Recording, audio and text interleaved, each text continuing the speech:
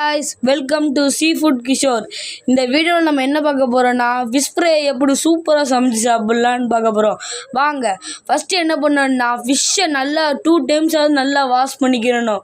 அப்போ தான் ஃபிஷ்ஷில் உள்ள அந்த உப்பு தண்ணியோட கிருமிஸ் எல்லாம் வெளியே வந்துடும். கத்தி வச்சு நல்லா கோடு கோடாக போட்டுக்கணும். ஏன்னா அப்போ தான் மசாலா நல்லா உள்ளாக்கி இறங்கும்.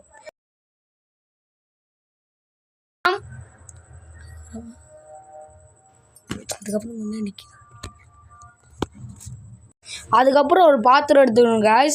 அந்த பாத்திரத்தில் நாங்கள் எப்போயுமே சிக்கன் நவீன் பொடி தான் போடுவோம். அதனால அதை உங்களுக்கு தேவையான அளவுக்கு போட்டுட்டு, ரெண்டாவது இஞ்சி பேஸ்ட் உங்களுக்கு எவ்வளோ தேவையோ அதை அவ்வளோ போட்டுக்கிறணும். இருங்க இப்போது உங்களுக்கு தேவையான கருவேப்பிலைகளே போட்டுக்கலாம்.